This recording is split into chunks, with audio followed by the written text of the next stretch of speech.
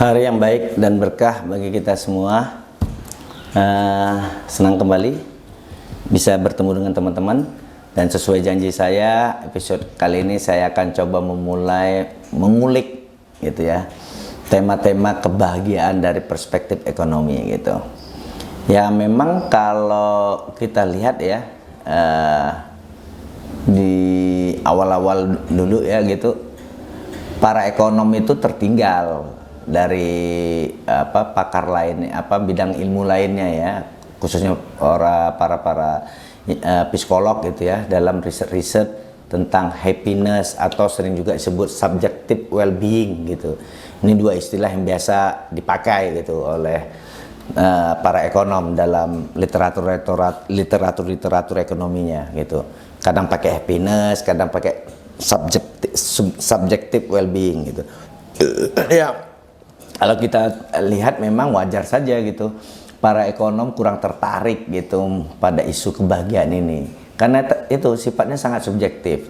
Sementara para ekonom itu secara tradisional itu lebih senang dengan data-data kuantitatif yang lebih mudah dibuktikan gitu.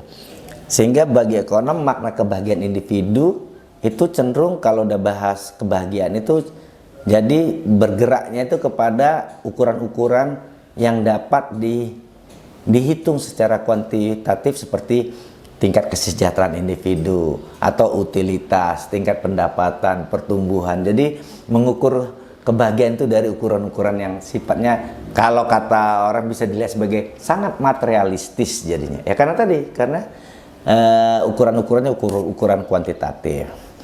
Kemudian juga kenapa ekonom kurang tertarik di awal meneliti isu-isu kebahagiaan ini, karena tema kebahagiaan ini sendiri seringnya menggunakan data survei gitu. Nah, para ekonom tuh khawatir kalau pakai data survei, jawaban para responden itu sangat tergantung preferensi individu, dan sehingga yang dilaporkannya itu juga sangat tergantung suasana hati atau mood si responden pada saat survei itu dilakukan atau dia mendapat pertanyaan tersebut. Sehingga bisa jadi saya nih misalnya diberi pertanyaan yang sama, ini menurut para ekonom ya, kenapa kurang tertarik terhadap isu-isu kebahagiaan tersebut. Saya diberi pertanyaan yang sama pada saat hari ini, dan besok mungkin jawaban saya bisa berbeda. Sangat tergantung hari ini dan besok tuh saya sedang happy atau tidak gitu. Dan kita paham bahwa tiap hari manusia, individu itu punya dinamika sendiri-sendiri yang membuat tingkat emosionalnya itu naik turun gitu kan. Nah, sehingga menurut ekonom pertanyaan survei itu bisa menjadi bias ketika kita menyimpulkan seseorang itu bahagia atau tidak. Nah, oleh karena itu secara umum lagi, ekonom lebih fokus dia pada perilaku aktual dari individu, seperti preferensi yang terungkap dalam konsumsi ya kan?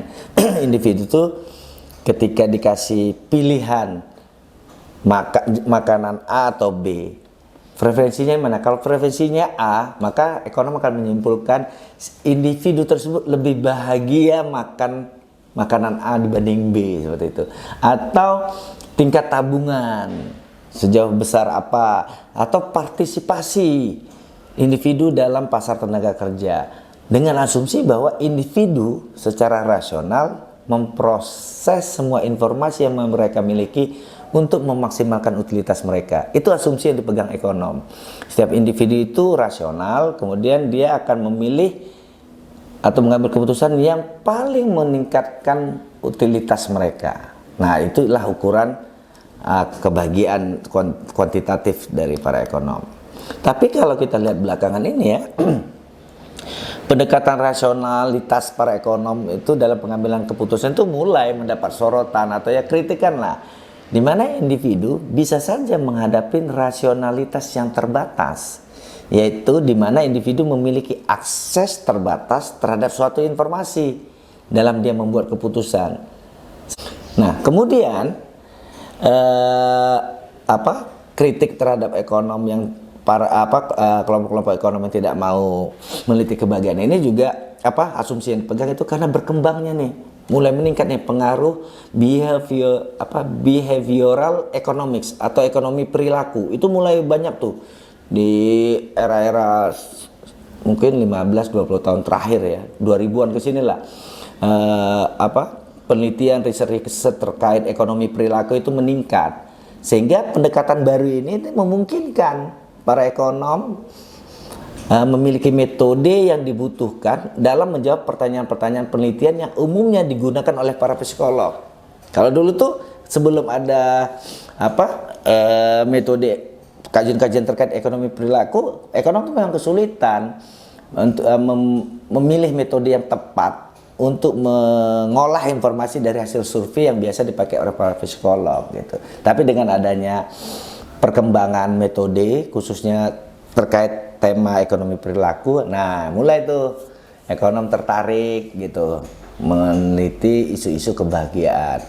Nah, pengakuan terhadap pendekatan perilaku ini juga semakin kuat saat seorang psikolog bernama Daniel Kahneman pada tahun 2002 mendapat anugerah Nobel Ekonomi. Jadi Nobel Ekonomi justru diraih oleh psikolog, bukan ekonom. Nah, mulailah pendekatan-pendekatan ini diterima di dunia ekonomi untuk digunakan. Nah, lalu bagaimana nih ekonomi atau para ekonom memaknai kebahagiaan? Kalau ini ya referensi yang saya miliki ya, salah satu ekonom awal yang menekuni isu kebahagiaan itu namanya Jeremy Bentham ya. Bentham ini concern nih dengan bagaimana individu meraih kebahagiaannya. Secara umum, para ekonom pencari kebahagiaan ini mendefinisikan happiness atau subjective well-being ini sebagai kepuasan terhadap kehidupan secara umum. Jadi pertanyaan surveinya biasanya itu yang diajukan pada responden adalah seberapa puaskah Anda dengan hidup Anda, atau seberapa bahagiakah Anda dengan hidup Anda? Ya, dua pertanyaan inilah yang sering diajukan pada responden. Namun pendekatan ini dapat kritik nih dari kelompok yang kontra, ekonom yang kontra. Menurut mereka, jawaban terhadap pertanyaan-pertanyaan tersebut itu tidak dapat menjelaskan kebahagiaan itu sendiri gitu. Karena kelompok ini memaknai kebahagiaan sebagai kesejahteraan atau utilitas yang selalu dikaitkan dengan materi atau pendapatan. Tadi cenderung materialistis lah.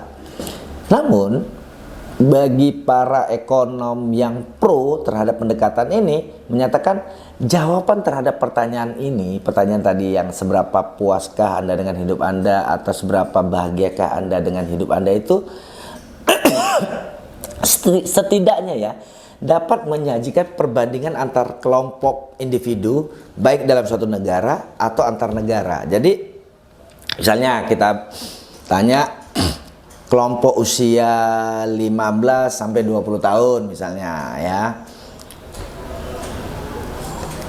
Kemudian usia 15 sampai 25 tahun, habis itu usia 26 sampai 35 tahun. Kita tanya kondisi hari ini dengan pertanyaan yang sama, seberapa bahagiakah Anda dengan hidup Anda? Jawaban kelompok A dengan kelompok umur A tadi dengan kelompok umur ini akan minimal buat ekonomi yang pro ini bisa menyajikan perbedaan. Lebih bahagia mana orang pada usia 15 sampai 25 atau 26 sampai 35? Atau kita bisa kasih pertanyaan sama untuk berdasarkan kelompok gender, kelompok wanita dan kelompok pria. Atau misalnya kita tanya kepada kelompok pendapatan yang antara pendapatan 5 sampai 10 juta dengan 11 juta sampai 20 juta. Pertanyaan yang sama. Sehingga kita bisa bandingkan mana mereka yang lebih bahagia. Itu pendapat ekonom yang pro dengan metode ini. Atau bahkan kita bisa membandingkan antar negara gitu. Itu yang setidaknya gitulah. At least ini bermanfaat menurut para ekonom yang pro. Lalu baru pada sekitar tahun 70-an itu ada seorang ekonom bernama Richard Easterlin itu yang menemukan bahwa cara sebagian besar orang menghabiskan waktu adalah sama di berbagai negara dan budaya, yaitu bekerja dan berusaha untuk menafkahi keluarga mereka. Itu kata si Easterlin. Jadi mau dia negara mana, mau budayanya seperti apa gitu ya. Penelitian Easterlin sekitar tahun 70-an ini menemukan kesamaan bahwa semua orang itu menghabiskan waktunya bekerja untuk menafkahi keluarga mereka. Nah, oleh karena itu, kekhawatiran yang mereka ungkapkan saat ditanya mengenai kebahagiaan juga serupa, kata si Easterlin. Temuan Easterlin adalah orang yang kaya cenderung lebih bahagia daripada orang miskin di negara yang sama. Ya. Sekali lagi saya bilang, si Easterlin ini menemukan nih, orang kaya cenderung lebih bahagia. Nah, Easterlin juga tidak menyimpulkan pasti, tapi cenderung dia bahasanya. Cenderung lebih bahagia dari orang miskin di negara yang sama. Tapi, kata si Easterlin, hal tersebut tidak terjadi antar negara atau antar waktu.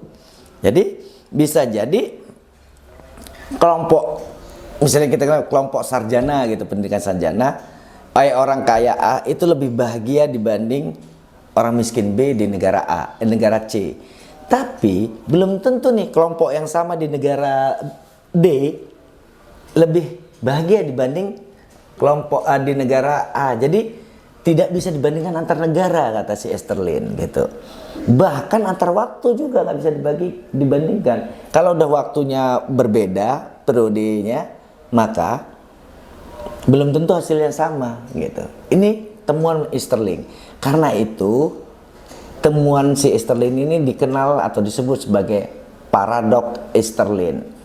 Paradok ini dikonfirmasi nih oleh Graham and Pettinato, peneliti-peneliti berikutnya. Pada tahun 2001 ini mereka meneliti data sampel di 17 negara berkembang di Amerika Latin. Dan si Graham dan Pettinato ini juga menemukan hasil yang sama dengan si Easterlin, yaitu tidak ada hubungan yang jelas antara produk nasional bruto per kapita dengan kebahagiaan. Itu nggak ada hubungannya. Itu hasil penelitian mereka. Namun mereka juga menemukan sebagian besar tingkat kebahagiaan rata-rata lebih tinggi di negara maju daripada di negara berkembang. Itu temuan si Graham and Pettinato. Jadi secara rata-rata ya, kebahagiaan itu akan terlihat lebih tinggi di negara maju daripada di negara berkembang. Nah, dari paradok Easterlin ini dapat juga diajukan pertanyaan lebih mendalam seperti mengapa orang tidak menjadi lebih bahagia ketika mereka menjadi lebih kaya? Karena tadi antar waktu dia berbeda, kata si Easterlin kan, paradoksnya. Sehingga kita bisa tanyakan lagi, mengapa orang tidak menjadi lebih bahagia ketika mereka menjadi lebih kaya? Artinya gini, ketika kelompok kaya cenderung lebih bahagia dibanding kelompok miskin, kenapa ketika orang lebih kaya, yang udah kaya ini lebih kaya lagi, itu bahagianya nggak nambah gitu, tidak menjadi lebih bahagia, nggak linear naiknya, nggak sama-sama naik.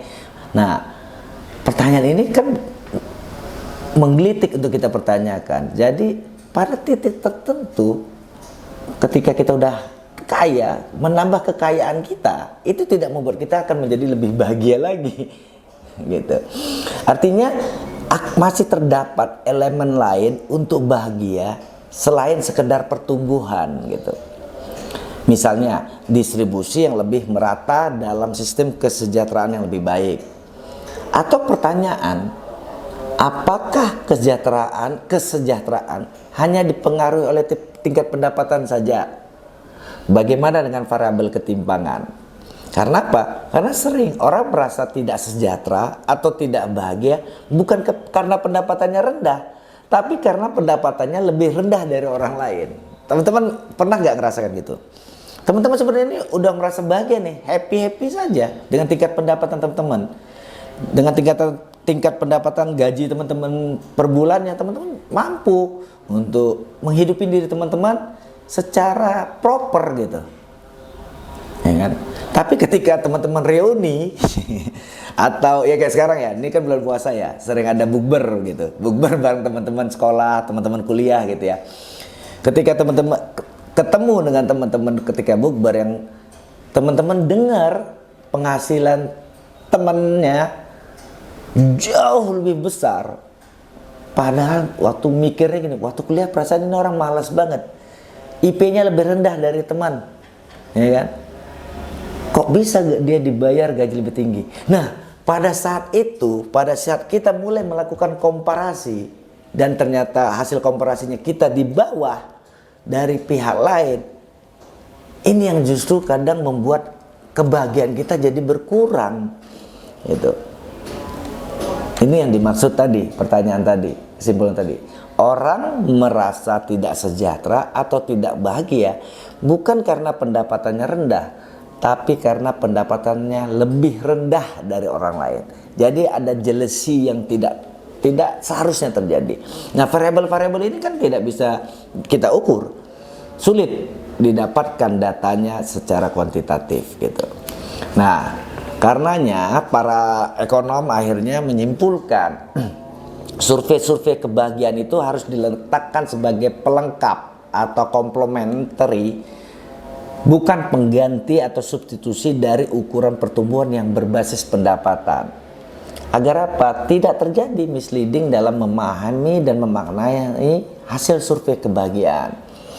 Paradoks Easterlin dan juga studi lainnya tentang kebahagiaan memberikan wawasan tentang cara individu di negara berkembang menilai kesejahteraan mereka sendiri dan bagaimana penilaian mereka berbeda dengan penilaian yang didasarkan pada ukuran-ukuran tradisional.